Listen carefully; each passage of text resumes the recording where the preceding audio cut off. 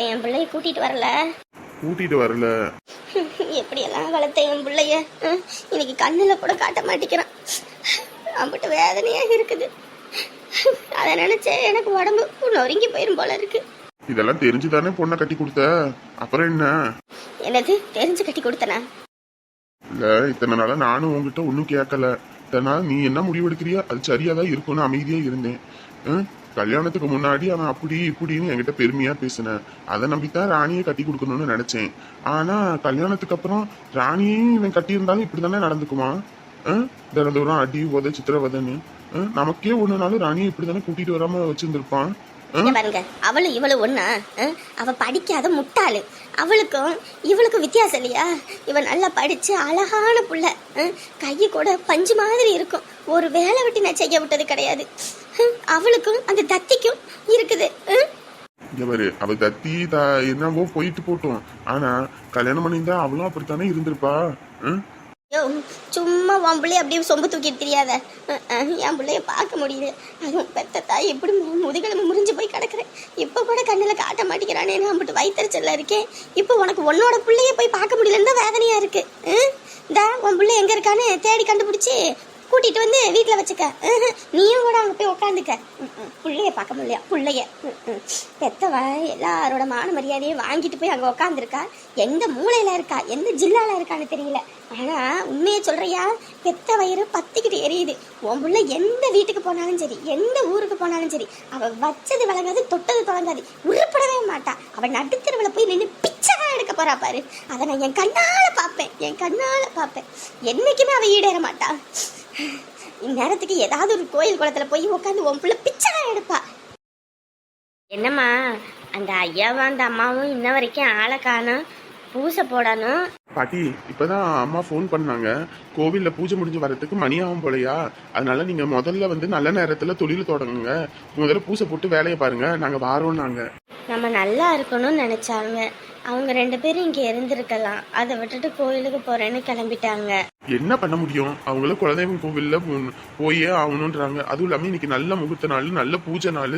நீங்க இன்னைக்கு தொழில் தொடங்கினாதான் நல்லா இருக்குன்னு சொல்லி நம்மள வேலையை பார்க்க சொல்றாங்க. அப்புறம் என்ன பண்ண முடியும்? தம்பி, அவங்க சொல்றது சரிதானப்பா. ஒரு விஷயம் பண்றோம் அப்படின்னா நல்ல நாள்லயும் நல்ல முகூர்த்தத்திலையும் பண்ணணும். அப்பதான் தொட்டது தொடங்கும், வச்சது விளங்கும்.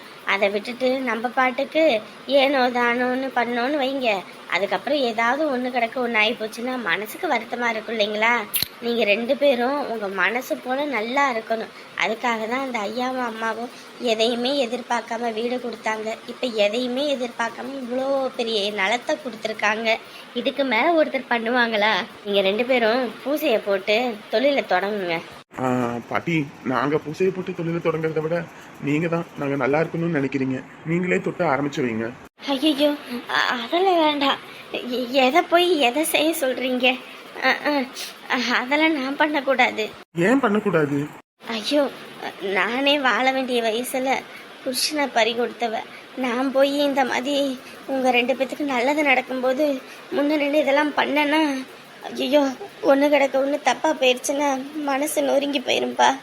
அதனால் நீங்களே பண்ணுங்க. நீங்கள் 2 பேரும் வாழ வேண்டிய பிள்ளைங்க. உங்கள் மனசுக்கு எல்லாம் நல்லபடியாக நடக்கும். நீயே தொட்டு ஆரம்பிச்சு வைம்மா. அம்மாயி, என்ன அம்மாயி இப்படி சொல்கிறீங்க? இல்லைம்மா, இப்படி தான் உங்கள் ஆத்தாளுக்கும் எல்லா விஷயத்துலையும் முந்திரி கொட்டை மாதிரி ஏன் புள்ளன்னு செஞ்சு செஞ்சு செஞ்சு அல்பாயுசில் போய் சேர்ந்தா. அதுவே என் மனசில் குற்ற உணர்ச்சியா இன்ன வரைக்கும் இருக்குது. நான் ஒதுங்கி இருந்திருக்கணும். ஒதுங்காமல் இருந்தது என் தப்பு தானே. இதில் வேற இதையும் நானே செஞ்சா எப்படி? பாட்டி, எல்லாரும் பிறக்கும் போதே அவங்களுக்கு இதுதான் அப்படின்னு விதி எழுதி வச்சுதான் வருது. யாருக்குமே பிறந்ததுக்கு அப்புறம் விதி எழுதப்படுறதில்ல. என்னைக்கும் மனசுதான் காரணம். நாங்க நல்லா இருக்கணும்னு நீங்க நினைச்சிருந்தீங்கன்னா போலீஸ் ஸ்டேஷன்ல கூட்டிட்டு போனோனையும் விசாரிக்கிறதுல எங்க 2 பேரும் நாங்க இங்கேதான் இருக்கோம் அப்படின்னு நீங்க ஏதாவது கண்டுபிடிச்சு கூட சொல்லி இருந்திருக்கலாம். ஆனா அப்ப கூட எங்களை அடிச்சாலும் சரி உதைச்சாலும் சரி நாங்க 2 பேரும் நல்லா இருக்கணும், பிரிஞ்சிடக்கூடாதுன்னு சொல்லாம இருந்தீங்க பாத்தீங்களா? இதுக்கு மேல வேற என்னங்க வேணும்? நாங்க நல்லா இருக்கணும்னு நினைக்கிறீங்க. உங்களை மாதிரி ஆட்கள் இதை தொடங்கி வச்சாதான் நாங்க நல்லா இருப்போம். ஆமா அம்மாயி, நீங்களே தொடங்கி வைங்க அம்மாயி. ஐயோ இல்லப்பா, அதெல்லாம் சரியா வராது. இந்தாங்க அம்மாயி, முதல்ல நீங்களே சாமி கும்பிட்டு ஆரம்பிச்சு வைங்க. பிடிங்க. ஐயோ வேண்டாம்மா, நீங்க நல்லா இருக்கணும். நான் சின்ன வயசுலேருந்து நல்லா இருக்கணும்னு நினைக்கிற ஒரே ஆள் நீங்கள் தான். பிடிங்க அம்மாயி. ஏம்மா இப்படி என்ன தர்ம சங்கடத்துக்கு ஆளாக்குறீங்க? ஐயோ அம்மாயி, வேற ஒருத்தர் வந்து இந்த பூஜையை ஆரம்பித்து வச்சா கூட நாங்கள் நல்லா இருப்போமான்னு நினைப்பாங்களான்னு தெரியாது. வாயில் ஒரு வார்த்தை இருக்கும், மனசில் ஒரு வார்த்தை இருக்கும். அதனால் நீங்கள் செய்யுங்க. அப்படி ஆண்டவா, நான் ஏதாவது தப்பு பண்ணியிருந்தா மன்னிச்சிரியா? இந்த பிள்ளைங்கக்கிட்ட நான் சொன்னால் கேட்க மாட்டேங்குதுங்க. எனக்கு பெருசாக எந்த ஆசையுமே இருந்ததில்லைப்பா. இந்த பிள்ளைங்க நல்லா இருக்கணுன்றது தான் என்னோட ஆசையே. அதுதான் பேராசையே சொல்லுவாங்க. ஆசையே துன்பத்திற்கு காரணம்னு சொல்லுவாங்க. அந்த மாதிரி நான் ஆசைப்பட்டு இந்த பிள்ளைங்களுக்கு எதுவும் செய்ய முடியாத நிலமையில இருந்தேன். ஆனால் இன்றைக்கி அதுங்க வாழ்க்கையில் ஒவ்வொரு விஷயம் நடக்கிறத நினைக்கும் போது சந்தோஷமாக இருக்குது. என் பேத்தியெல்லாம் இப்படி இருப்பாளான்னு நான் கனவுல கூட காணலை.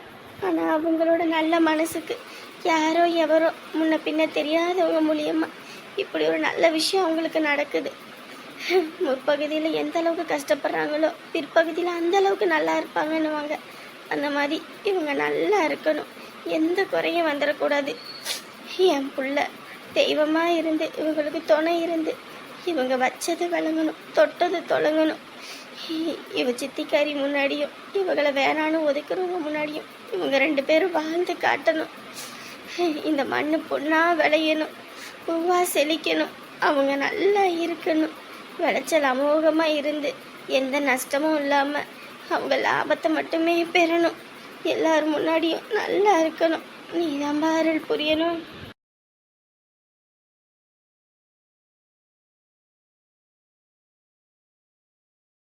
திக்கு இல்லாதவங்களுக்கு தெய்வம் துணைன்னு சொல்லுவாங்க. திக்கற்று நிற்கிற இந்த பிள்ளைங்களுக்கு நீ தான் உறுதுணையாக இருக்கணும். இதுங்க என்னைக்கும் பயிர் வாடுற மாதிரி வாடிடக்கூடாது, செலுப்பாக இருக்கணும். எல்லா வகையிலையும் நீ தான் அருள் புரியணும். என் மவளுக்கு தான் அல்பாயுசை கொடுத்த, ஆனால் என் பேத்தி காலத்துக்கு நல்லா இருக்கணும். அவ்வளோ அந்த தம்பியும் நீடோடி வாழணும். நீ தான் அருள் புரியணும். இந்த மாதிரி நிலம் வந்த நேரம் அவங்க சொந்த நிலம் வாங்கி அதில் விவசாயம் பண்ணி அவங்க நல்லா இருக்கணும்.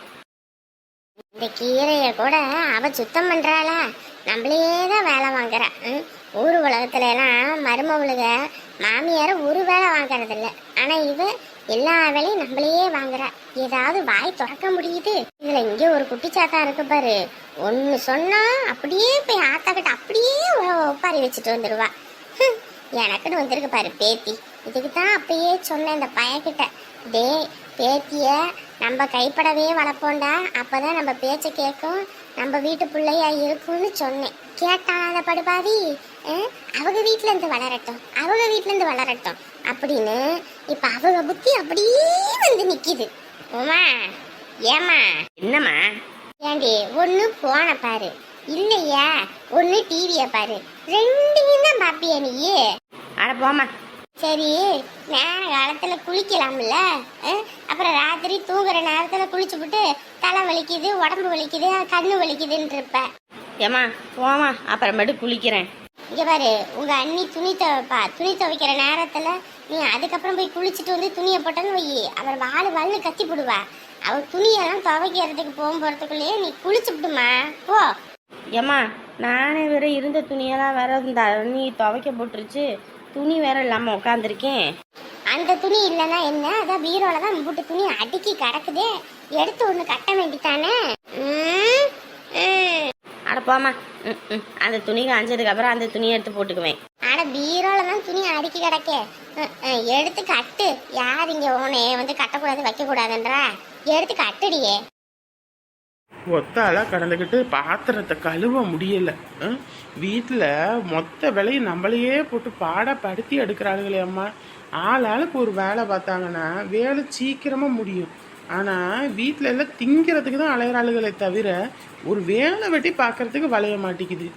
இந்த பாத்திரத்தை கழுவி வச்சா கூட எதை எடுத்து வைக்கிறதுக்கு கூட நம்ம ஒருத்தரையாக கூப்பிட்டு கத்தணும், அப்போ தான் வருவாங்க. இந்த மாமியார் கழுவி இருக்கு பாரு, புருஷங்க வெளியே போகிற வரைக்கும் கால் வலிக்குது, கை வலிக்குது, தலை குடையுது, அது பண்ணுது இது பண்ணுதுன்னுவா. ஆனால் அந்த மனுஷன் தலை கொஞ்சம் மறைஞ்சிருச்சுன்னா போதும், குதிப்பான், ஆடுவான், ஓடுவான், நடப்பான். அங்க பக்கத்து வீட்டில் போய் உக்காந்துக்கிட்டு மந்தையில உக்காந்து ஊரு புறணி உலக புறணின்னு எல்லா புறணியும் பேசுவா. பாத்திரத்தை கழுவியாச்சு. ஏ பூமாரி, ஏ பூமாரி, கத்துனா கூட காதுலயே வாங்காத மாதிரி தான் இருப்பா. பூமாரி, காது கேக்குதான்னு பாத்தியா? பூமாரி, எடுத்து கட்டு கட்டு. யார் இங்க உன்னை வேணான்ற? எம்மா என்னம்மா போன வாரம் வரும்போது இந்த துணி இல்லை, இப்போ என்ன புதுசாக இருக்கு? இந்த சேலை எப்போ வாங்கினது? பூமாரி, அடியே பூமாரி. ஏடி, உங்க அம்மா அங்க கத்திக்கிட்டு கிடக்கறா, என்ன ஏதுன்னு போய் கேக்குறியா? அப்படியே உக்காந்துருக்க நீ. நான் வந்துட்டேம்மா. அதானே, இந்த சேலை எப்ப எடுத்தது என்னன்னு தெரியலையேடி. நானே பார்க்கல, நீ காட்டும் போது எனக்கே தெரியுது. ஏம்மா சேலை சூப்பராக இருக்குமா, பார்டர்லாம் சும்மா கச்சிதமாக இருக்கு. அப்படியே கட்டுனேன்னு வையே, சும்மா திருவாரூர் தேர் கணக்கா சும்மா ஜிப்புன்னு அழகா இருப்பேம்மா. அடியே எடுத்து கட்டுடி. உங்க அன்னிக்காரி கேட்டா அதை இதுன்னு சொல்லி சமாளிச்சுக்கலாம். எடுத்துக்குவாம்மா. எடுத்துக்க. அது மாதிரி வேற ஒண்ணு கூட உங்க அண்ணிய வாங்கிக்க சொல்லுவான். நீ எடுத்து கட்டு. எம்பிட்டு நேரண்டி காட்டு கத்து கத்திட்டு இருக்கிறது, காதென அடைச்சா கிடக்குது. ஏம்மா டிவி பார்த்துக்கிட்டு இருந்தேம்மா. அதான் பாரு, வீட்டில் இருக்க நேரமாவது ஒரு வேலை வெட்டியை பார்க்கலாம், ஒரு வேலை வெட்டியை கற்றுக்கலாம். அப்போ தான் போகிற வீட்டில் எந்த பிரச்சனையும் இருக்காது. இல்லைன்னா இப்படியே டிவியை பார்த்துக்கிட்டு இருந்தேன்னு வையே, போகிற வீட்டில் உன் மாமியார் நல்லா கொமட்டிலே குத்துவா. என்னடி உங்கள் ஆத்தாவை சொல்லி கொடுத்துருக்கா அப்படின்னு. அடப்பாமா, நானும் போற மாதிரி தான் உன்னையும் அந்த வீட்டுக்கு கூட்டிகிட்டு போயிருவேன். எதுக்கு? வேலைக்காரியாவா? ஆமா, போமா. ஓமா கீமான் இருந்துன்னு வையே, அம்பிட்டு தான் சொல்லிட்டேன். வேற ஒன்று பார்க்குறேன்னா அதை எடுத்து இந்த பாத்திரத்தை கழுவியாச்சு, அதை எடுத்து உள்ள வைக்கணும்னு இல்லை. அம்மா உள்ள வைக்கிறதுக்கு இல்லம்மா, அங்க வீட்டுக்குள்ள என்ன நடக்குது தெரியுமா? என்ன நடக்குது? அப்பா போன வாரம் உனக்கு ஒரு சேலை எடுத்துட்டு வந்துச்சுல்ல, பீரோவை திறந்து அத்தை அதை எடுத்துக்கிச்சுமா. அதான் அதை தான் பார்த்துக்கிட்டு இருந்தேன். வந்ததும் வராததும் வேலையை ஆரம்பிச்சிட்டாளா? இவ்வளோ என்ன பண்றதுனே தெரியலையே. ஒரு பொருள் வாங்கி வைக்க முடிய மாட்டேங்குது. இப்படிதான் போன தடவை ஹாட் பாக்ஸ் ஒன்று வாங்கி வச்சிருந்தேன். அண்ணி இது ரொம்ப அழகா இருக்கு அண்ணி, இந்த மாதிரி எங்க அண்ணி கிடைக்கும் அப்படி இப்படின்னா சொன்னோன்னே, சரி அங்கே நீங்கள் வாங்கிக்கோங்க, இதை நான் எடுத்துக்கிறேன்னு சொல்லிட்டு அதை எடுத்துக்கிட்டு போனேன். சரின்னு பொறுத்துக்கிட்டேன். வரும்போது போகும்போது எல்லாம் எதையாவது எடுத்துக்கிட்டு போகிறேன். அதுக்கு முன்னாடி தடவை அப்படிதான், போர்வை நல்லா அழகா இருக்குது, மழை காலத்துக்கும் குளிர்காலத்துக்கும் நல்லா இருக்கும் அப்படின்னு சொல்லி வாங்கி வச்சா அதையும் எடுத்துக்கிட்டு போயிட்டா. இந்த மாமியார் கிளவி ஒரு பொருளை சேர்க்கறதுக்கு நான் அம்பிட்டு கஷ்டப்பட்டுக்கிட்டு கிடக்குறேன். இவ புள்ளைய வர வச்சு ஒவ்வொன்றையா கொடுத்து அனுப்புறது தான் வேலை. இந்த வாழை இரு அவளுக்கு. ஏம்மா அப்படியே சேலையை மேலால போட்டு தான் பார்த்துக்கிறேன், எப்படி இருக்கு? அடியே சேலை அப்படியே உனக்குன்னே செஞ்சு வச்சா கணக்கா இருக்குடியே, அம்பிட்டு அழகா இருக்குது. கட்டிக்க கட்டிக்க. வீட்டில் ஒரு வேலை பாருடினா அதுக்கு வலிக்குதுன்ற. ஆளு கொஞ்சம் தலை மறைஞ்சா போதும், வீடையே அப்படி அலசி ஆராய்ஞ்சிடுறது. இந்த நாத்தனார் கவி வீட்டுக்கு வந்தாலும் போதும், வீட்டையே ஒட்டச்சி அப்படி தூக்கிட்டு தான் போவா போல இருக்கு அடுத்த தடவை. ஐயோ இவன் எப்ப வந்தான்னு தெரியலையே, பாக்குற பறவையிலே நம்மள கொண்டு விடுவா போலயே. யாரை பார்த்து எங்க அம்மா இப்படி பேதலிச்சு போய் உட்காரு இருந்திருக்கு. அடடா அண்ணி, அண்ணி நல்லா இருக்கா இந்த சேலை? சேலைக்கு என்ன, அது அழகாவே தான் இருக்கு. என்ன நீ இதுக்கு பிளவுஸ் கூட தைக்கல போல இருக்கு. அதான் நீ வந்துட்டல, அதுக்கப்புறம் எங்க போய் தைக்கிறது? அண்ணி இந்த மாதிரி சேலை தான் அண்ணி நான் தேடிக்கிட்டே இருந்தேன். போன தடவை ஆன்லைன்ல கூட பார்த்தேன் அண்ணி, ஊருப்பட்ட விலை போட்டிருந்தாங்க. எங்கடா வாங்குறதுன்ட்டு நினைச்சேன். இதே சேலை நம்ம வீட்டுல இருக்குன்னு நினைச்சு கூட பார்க்கல அண்ணி. எப்ப நீ வாங்குனீங்க? சரி சரி, சேலையை மடிச்சு உள்ள வை, அழுக்காயிடும். அண்ணி இந்த மாதிரி சேலை எனக்கு இல்லவே இல்லை. நான் எடுத்துக்கிறேன், நீங்க வேற சேலை வாங்கிக்கோங்க. வந்தானாலே கிட்டியாவது ஒரு வேலையை பார்த்துட்டு தானே போறான். வைத்தறிச்சல் பிடிச்சவன். அவன் புருஷனை தானே சம்பாதிக்கிறான், அவன்கிட்ட கேட்டு வாங்கி தொலைய வேண்டிதானே. எதெல்லாம் இருக்குன்னு நினச்சிக்கிட்டே இருப்பாளுங்க போல இருக்கு. புதுசாக ஒரு பொருள் வாங்கிடக்கூடாதே, இங்கேருந்து கொண்டு போய் அங்கே சேர்த்துறது.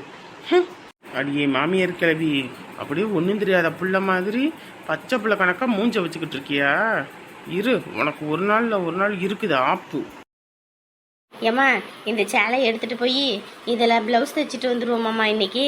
அழகு போல தச்சு கட்டிக்கடி, ஊருக்கு போகும்போது அந்த சேலையையும் அதை கட்டிக்கிட்டு போ. சரிம்மா, என்ன அந்த செவந்தி கிட்ட கொடுப்போமா?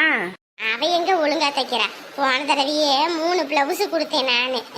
ஒண்ணு நல்லா தச்சிருந்தா, இன்னொன்னு கைய மேல ஏத்தி தச்சு, இன்னொன்னு முதுக கீழே இறக்கி தச்சின்னு ஒவ்வொரு நிமிஷமும் ஒவ்வொரு மாதிரி தைப்பா பைத்தியக்காரி. அதனால அவகிட்ட கொடுக்க வேணாம், நம்ம டவுனுக்கு போய் அங்க கொடுப்போம்.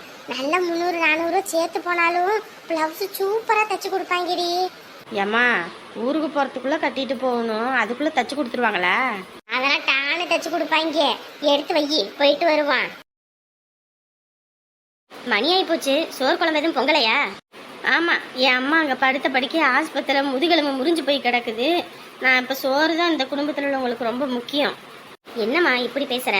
இனிமே இதுதான் உன் வீடு, கொஞ்சமாவது உங்களுக்கெல்லாம் மனசாட்சின்னு ஒன்று இருக்கா? உங்கள் அம்மாவுக்கு இப்படி தான் இருந்தா இப்படி தான் இந்த வீட்டுக்கு சோறு குழம்பாக்கி போடுவீங்களா? உங்கள் அம்மாவுக்கு இப்படி ஒன்றானுச்சுன்னா உங்களுக்கு துடிக்க மாட்டீங்க? இங்கே பாரு, எல்லாத்துக்கும் கஷ்டம் இருக்கிறதா செய்யும். அதுக்குன்னு புகுந்த வீட்டுக்கு வந்தாச்சு, இனி இந்த குடும்பம் தானே உனக்கு எல்லாமே. இங்கே பாருங்க, சும்மா இந்த தேவையில்லாத பேச்செல்லாம் பேசிக்கிட்டு இருக்காதீங்க. வேணும்னா ஆக்கி தின்னுங்க, இல்லைன்னா எல்லாம் பட்னியாக கடங்க. இந்த பொண்ணுக்கிட்ட நம்ம என்னத்தை போய் சொல்கிறது? நம்மளே சோறு குழம்பு ஆக்குவோம். எப்படி தான் இப்படி குற்ற உணர்ச்சி இல்லாமல் இருக்காங்களோ தெரியல. சி, இவங்கிட்ட காசு வாங்கின ஒரே பாவத்துக்காக எங்கேயுமே போகக்கூடாதான், சிறக்க இனிமேல் உள்ளேயே அடைஞ்சு கிடக்கணுமா? இவெல்லாம் ஒரு மனுஷன். இருடா இரு, உனக்கு கூடிய சீக்கிரத்தில் பாயசத்தை போடுறேன்.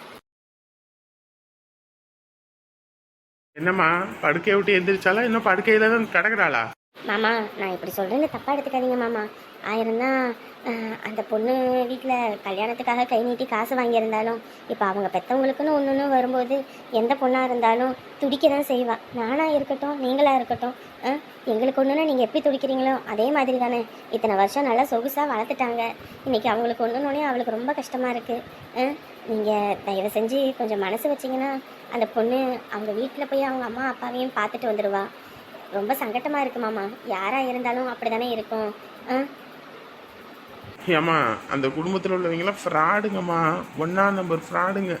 அதுங்களை நம்பி இவளை விட்டோன்னு வை, இவன் நமக்கு டாட்டா கட்டிட்டு போயிடுவா. எதுக்கு மாமா அப்படி நினைக்கிறாங்க? அதுவும் இல்லாமல் அந்த பொண்ணு எப்படி இந்த வீட்டுக்கு மருமகளோ அந்த மாதிரி தான் நீங்களும் அந்த வீட்டுக்கு மருமகன்.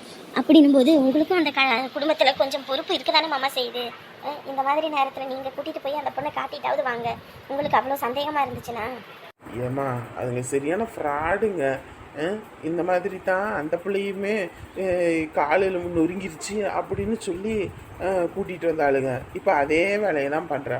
அவளுக்கு இதே வேலை தான், எப்போ பார்த்தாலும் பொய்க்காரி, பொய்யா பேசி பொய்யே வளருவா. மாமா அவங்க போய் பேசுகிறாங்க, அது அவங்களோட விருப்பம். ஆனால் நம்ம என்றைக்கும் தரந்தாழ்ந்து போயிடக்கூடாது மாமா. அந்த பொண்ணை கூட்டிகிட்டு போயிட்டு வாங்க. உங்களுக்கு சந்தேகம் இருந்தால் நீங்களே ஹாஸ்பிட்டலில் கேட்டு என்னன்னு பார்த்துட்டு வாங்க. சரி, அதை கிளம்ப சொல்லு. சரிங்க மாமா. அதுவும் இல்லாமல் அவள் புதுசாக இப்போ தான் வாழ்க்கையை ஆரம்பிச்சிருக்கா. இந்த நேரத்தில் நீங்கள் அவளை வெளியே எங்கேயும் கூட்டிகிட்டு போயிட்டு வாங்க. வீட்டுக்குள்ளேயே இருக்கிறதுக்கு ஒரு மாதிரி சரியாக இருக்கும். சின்ன பொண்ணு வேறு, அவளுக்குன்னு 1000 ஆசைகள் இருக்க தானே செய்யும், வெளியே போகணும் வரணும்னு. அப்படி இருக்கும்போது நம்ம பாட்டுக்கு இருந்தோன்னா அது கஷ்டம் இல்லையா? அதெல்லாம் கையை நீட்டி காசை வாங்குறதுக்கு முன்னாடி யோசிக்கணுமா? யோசிச்சுட்டு வாங்கக்கூடாது. சரி மாமா, பின்னாடி உங்கள் விருப்பம். காஞ்சனா, இப்போ தானே சொன்னேன், சும்மா எதுக்கு என் உயிரை போட்டு எடுக்கிறீங்க? உன் உயிரெல்லாம் யாரும் எடுக்கலை. மாமா நீ உங்கள் அம்மாவை பார்க்க கூட்டிகிட்டு போகிறாராம்மா, கிளம்ப சொன்னார். இன்ன வரைக்கும் போவேனான்னு சொன்னார். இப்போ என்னை வர வச்சு இதை சக்குன்னு வேலை வாங்கலான்னு பார்க்குறீங்களோ? இங்கே பாருமா, இதுக்கு முன்னாடி இந்த வீட்டில் எல்லாம் வெளியே இழுத்து போட்டு பார்த்தது நான் தான். நீ வந்து செய்வனு தான் நான் ஒவ்வொன்றையும் பார்த்துக்கிட்டு இருக்கல, புரியுதா? அவர் கூப்பிடும்போதே போ, இல்லையா அதுக்கப்புறம் போக முடியல, எங்கள் அம்மாவை பார்க்க முடியலன்னு நீ வருத்தப்பட்டு உட்காந்து ஒன்றும் ஆக போகிறதில்ல. அதானே, ஊரை சுத்த போகணும், உன் வீட்டுக்கு போகணும்னா இந்த ஆச்சுன்னு கிளம்புற. காலையிலேருந்து சோறாக்குடி குழம்பு வைடினா அதுக்கு உனக்கு வளையல. இதுக்கு தான் என்னை வர சொல்லியிருக்காங்களா? அப்போ என்ன மாமா, எதை போய் எந்த நேரத்தில் பேசிகிட்டு இருக்கீங்க? கூட்டிகிட்டு போயிட்டு வாங்க. கூட்டிகிட்டு போயிட்டு வந்து உனக்கு வச்சுக்கிறேன். முதுகெலும்பு முறிஞ்சு போச்சா, அது உண்மையா பொய்யான்னு அங்கே போய் பார்த்தா தெரிஞ்சிடும். உன் ஆத்தாக்கறி நடிப்போம், அவள் உண்மையும். அவள் வண்டவாளத்தை இன்னைக்கு தண்டவாளத்தில் ஏற்றுறேன், வா.